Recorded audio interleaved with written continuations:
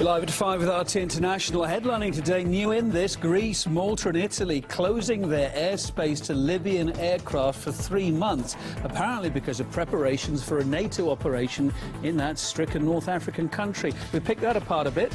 Coming up to a massive rally, it's live pictures of it, organised by labour unions, currently underway in Paris. This time, though, today they've been joined by striking staff from French nuclear plants. Other safety ramifications, we look into it.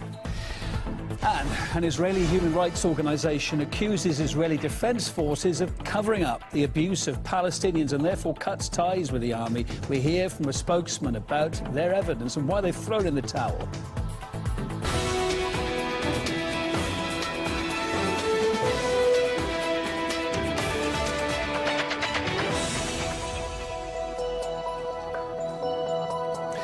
Live from the RT News Centre in Moscow, it's Kevin Owen with you this hour. Very good to have your company too. So then, that new news in the last couple of hours. Greece, Italy and Malta have reportedly closed their airspace to planes coming from Libya because of an upcoming NATO operation there.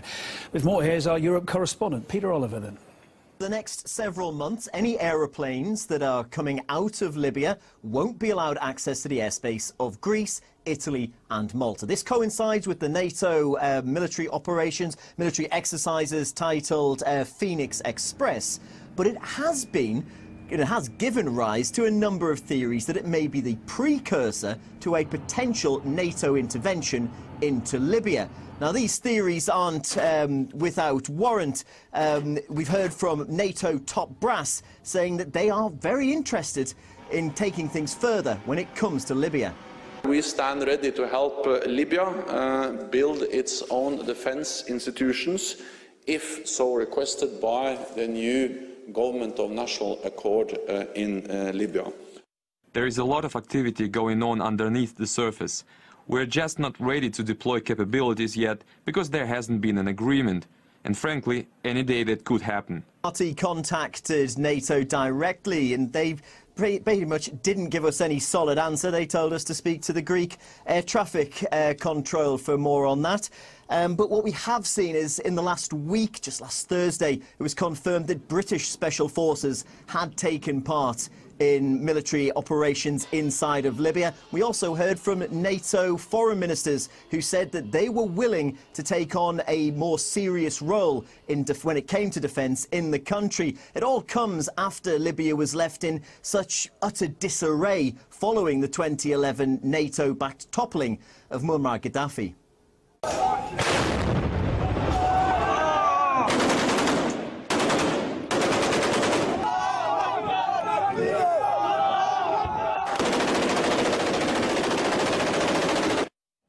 NATO's got a heavy presence in the Mediterranean. One recent operation there was the so-called Phoenix Express operation that centred at the NATO training facility in Greece. Exercise Phoenix Express 2016 is a multinational exercise with stakeholders from Europe, North Africa and the United States all working together to improve cooperation, information sharing and operational capabilities, all in an effort to enhance safety and security in the region. So let's find out a bit more of this, get some more thoughts on it. Fabrizio Polli's with us, pilot who's also managing partner at Cirrus Wings. Hi there, nice to see you again. These countries, Italy, Malta and Greece, why are they so concerned? Yes, I can see they're geographically closest to Libya, but why would you close off this airspace for so long to planes coming from Libya? What, because of the perceived dangers or what? Okay, well, nice to see you again, Kevin. Well, obviously, geographically, as you said, they are close by. So if you have to fly out of Libya, you will overfly one of those 3 countries. So what I think they're doing here is they're trying to stop terrorists from getting on civilian aircraft and coming into Europe. Of course, they can still jump on a boat, but it's a lot riskier, and you don't know if your team of terrorists is going to get into the country that you're aiming for. So restricting flights out of Libya does make sense. To your knowledge, has this kind of thing been done before? Yeah, it's been done a number of times. I mean, NOTAMs, as they call notice to airmen, are always issued in situations like this, and they're issued for other reasons, like, for example, the closure of a runway and stuff like that. So this is normal practice to close airways and traffic to certain parts of the world when things like this are going on. And talking about the dangers coming out from Libya, what about planes going towards Libya? Would this assist, closing the airspace, assist in any way any potential NATO operation, with aircraft wanting to use that airspace? Well, it could do. I mean, we don't know what weapon capability the terrorists have down in Libya. The fact that there's a NATO exercise going on in the area as well, there's obviously reasons for that, which the military obviously won't disclose to the general public. What about for, you know, civilian flyers, ordinary people flying in that area? I suppose there's going to be no effect to them at all, is it? Well, I find it interesting that this closure of this airspace started on the 11th of May, and it's going through until, I believe, today. Then they're going to be closing it again because they're going to be doing a refueling exercise, air-to-air refueling exercise.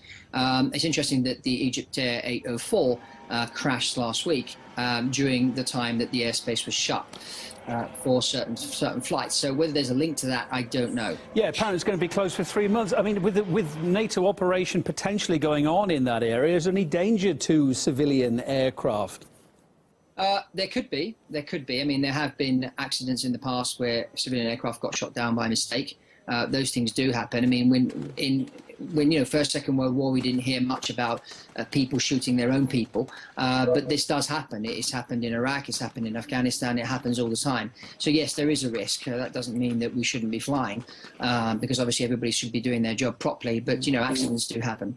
All right, well, we're across it. Thanks for your thoughts. Pilot and aviation analyst Fabrizio Polli with us on the line there. Thank you, Ken. Earlier I spoke to the Foreign Affairs Chairman of Russia's Upper House of Parliament. He told me that any NATO action potentially in Libya will lead to more chaos there and violate international law too. Any international action or any international interference, if so, shall be based on a decision by the Security Council and nothing else. We need to keep us within the framework of the international law, and any one-sided initial operations by NATO would be illegal, would be beyond the borders of the international law. NATO countries, NATO is an alliance, and NATO countries did commit so many mistakes in this region, so I am so much afraid of seeing the repetition of these mistakes. The situation in Libya, the situation in Iraq, the situation in Syria now are in this chaotic shape for the simple reason there is all the time external interference from NATO and from NATO countries. So I hope that NATO will not take any one-sided actions towards Libya, and definitely these actions will not get any support from Russia.